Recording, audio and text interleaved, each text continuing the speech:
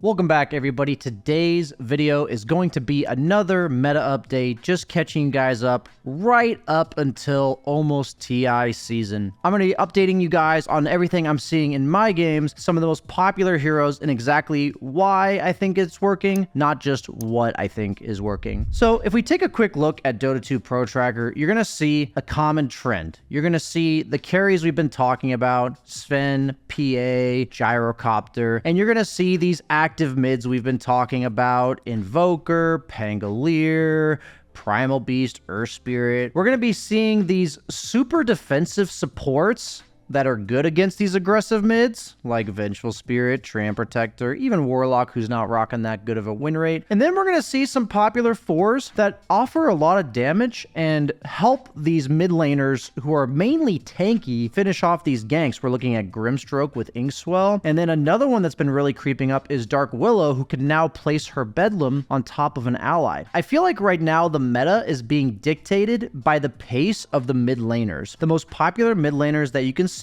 Invoker doesn't require his ultimate. Pangolier does, but he's pretty strong even without it, and he also has it on a pretty low cooldown. We see Primal Beast low cooldown melee, Earth Spirit low cooldown melee, Earth Shaker low cooldown melee. So basically what these heroes are doing is setting a really high tempo for the game. So the carries that are good either have to come online really early or be very difficult to gank. So we're talking about Sven being the best flash farmer, because if you compare him to the likes of Gyrocopter or Luna, in the early game, he's a strength hero with Warcry. He's very much harder to bring down. But you also see heroes like PA, Faceless Void, Slark kind of up there, because these heroes are very elusive and hard for these melee guys to necessarily chase down. Another hero that we're also seeing a decent amount of is Templar Assassin, also in the carry and the mid role, because she's very good against melee heroes in the mid lane, because she can just freely meld strike them. And she can also build a somewhat early Blink Dagger as a way to easily get away from the likes of Primal Beast, Earthshaker, Pangolier, as well as Earth Spirit. So with all that being said, we're going to pull up my updated hero grid. What I first want to draw focus to is the heroes to worry about in the draft. So you see most of the active mid laners aren't really there, but that's because, honestly, I'm kind of just expecting them to be there. But I'm mainly concerned about Pangolier because of the fact that we need somebody that's able to hit him during roll, and he's also very good with Diffusal, so I want to know if he's in the draft. Brewmaster is currently the most popular offlaner in my bracket. If you saw, he did have a very high win rate on Dota 2 Pro Tracker. People are just going Spirit Vessel, Midas, Radiance, and Octarine Core at the end of the game and just spamming his ulti and killing buildings. It's really hard to end the game right now, and what Brewmaster does is he offers early to mid-game team fight that's almost insurmountable. Like, pretty much any lineup with Brewmaster can't be beaten in mid-game team fights, but then he's a hero that helps in the game. And then when we're looking at PA, she's just a carry that we've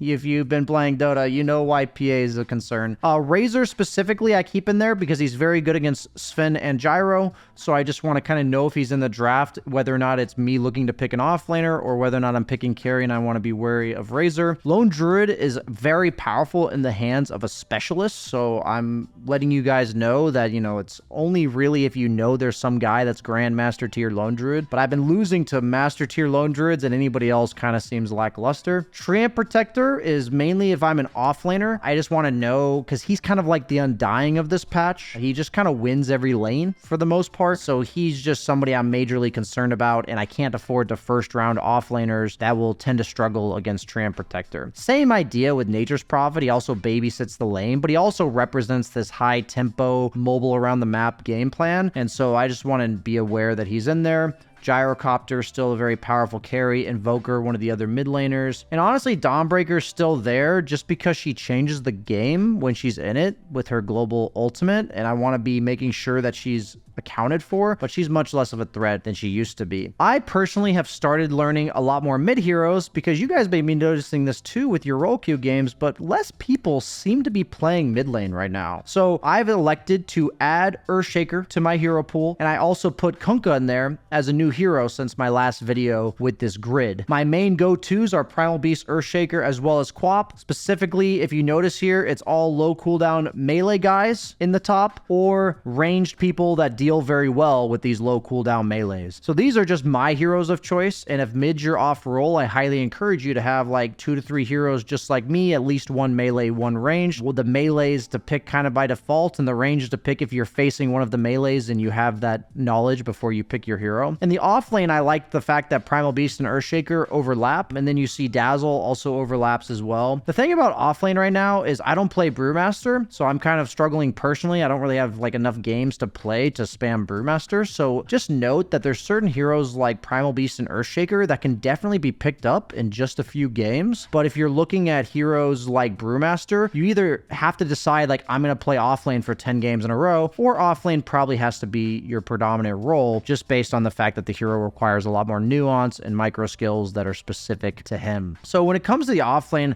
the main concern I have is that since there's the likes of tree PA type lanes, is that I want the ability to be able to recover. So that's why Primal Beast is my number one up there, is because push comes to shove, you can absolutely look to cut lanes. A hero that I'm actually going to add in the middle of this video is Axe, because I've been seeing him a lot as well, and so I'll put him in there. He's also a hero that tends to recover pretty decently and also matches up very well against all these high damage carries because of the old blade mail, blink call them, kill them, and also he tends to have pretty good lane matchups against the likes of PA, Faceless Void, just because these heroes are generally pretty weak in the early levels. So when we go over to the carries, I've talked about this before, but I'll reiterate it a little bit. Obviously, carry is my main role, so I have a lot more heroes and a little bit more detail on when I'm going to pick them. So the Mighty Minds is the 7 HP regen buff on Dire at the top half of the map. So these are carries that I think if they were to jungle early, they would benefit significantly from that 7 HP regen, whether it's because Alchemist isn't level 6 yet, or because Sven and Luna don't quite have Mask of Madness yet, and a hero like Gyrocopter generally buys Falcon Blade, doesn't tend to have mana problems, but he does not buy lifesteal early on in the game, similar to a hero like TB and Ursa. I also have a new setup that I've done where I pick carries, or I have carries in there based on if my 5 position is a melee hero or my 5 position is a ranged hero. Everything I do in regards to this hero setup is just in reaction to times when I pick bad drafts or I pick a bad hero, because I feel like I forgot something. You know, I feel like I was like looking at the entire enemy team's draft, I got a little bit caught up on it, and I didn't remember that I had a Tree and 5, and I picked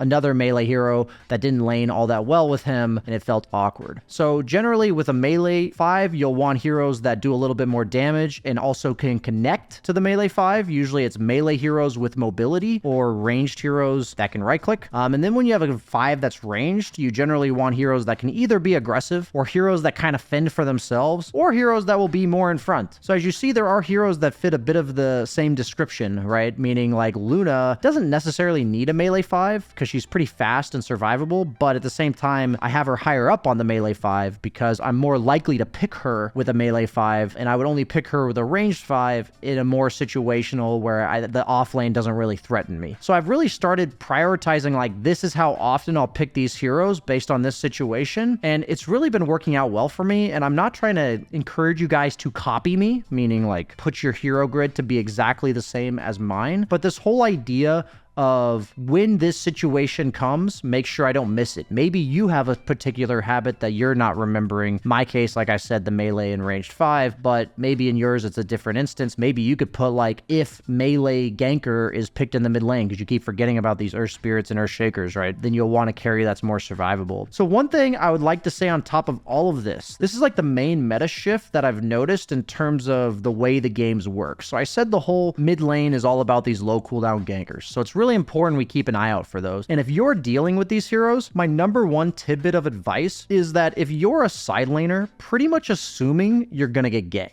Like, I'm saying that you can't go items that plan to stay in lane. Like, a lot less bracers, a lot less wraith bands, a lot less vanguards on the offlane. And like, most offlaners are just straight rushing phase boots. You know, carries are just going starting items, treads. And the whole idea is that the heroes I'm talking about, these melee gankers, the best way to survive, it's not like Storm, right? Where he has limited damage, but he can chase you down. These heroes need to catch you. They need to get on top of you. So people are just rushing their upgraded boots with the intent to know they need to weave in and out of lane, rotating between jungle and lane, and knowing that if you have no boots Vanguard at 5 minutes in the offlane, you might just die to an Earth Spirit 4 times in a row. That might have specifically happened to me. So generally speaking, just knowing that the duration of your time in the side lanes, how long you're allowed to stay in the lane, is more influenced by mid lane ganks now than I think it's really ever been, because the mid lane ganks are coming so early. We're not waiting for the Storm Spirit to get an Orchid at 12 minutes into the game, or the Queen of Pain to get an Orchid. We're getting ganked by a level 5 Primal Beast at minute 4. So these are the things that I'm really noticing in the games, and knowing that like you can't really rely on like all inning to win your lane in a side lane when those heroes are in the equation. So really keeping an eye out for those and having that drastically affect like the way you itemize from like minute 3 to minute 6, I think is absolutely essential to kind of keeping up with the meta. I think a lot of supports are still moving around. So as a 5 and as a 4, making sure that if you have wards that see support rotations to mid, it's absolutely essential, because since these mids are so gank heavy, they're also brawl heavy, which means like they fight each other a lot. There's a lot of low HP trades going on in the mid lane. So if you're in the side lanes and you die, I'm telling you, I know we always talk about filling bottles and babysitting mids, but this is the patch where like shifting the momentum of mid even just slightly will drastically change the game, even more so than it usually does. So I'm kind of just focusing on the entire first 15 minutes, and the pace of the game is dictated by which 2 supports plus mid are able to make more plays on the map. So really thinking I'm either a counter ganker in the support, or I'm aiding this mid laner in the ganks. And just keep in mind that if the enemy team has an Earth Spirit and your mid's a Zeus, expect to get ganked 6 times with virtually no assistance. And that's fine, meaning like that is just life. Your guy picked Zeus, he's going to sit mid, perhaps kill stealing you with his ult, and then Arc Lightning creeps, while the Earth Spirit's going to gank you nonstop. So these are things that it's mainly about being prepared for it, knowing what to expect, and being ready for that in the draft. And that's what this whole draft is about. Hey guys, as many of you may very well have noticed, my content has taken quite a shift towards mindset and personal growth rather than just being all about Dota. With that in mind, I'm super excited to announce that I have revamped my second YouTube channel to being all about just that. Every week, I will be releasing one video on the second channel in lieu of the Dota Diary series on this channel. Anyone and everyone is welcome to join me on my journey towards personal growth. If you guys are interested, click the link in the description below and hit that subscribe button to make sure you get all the notifications for those new videos. So I hope you guys enjoyed this video. Thank you so much for watching. Like, comment, subscribe. Be a with another meta update, and I'm out.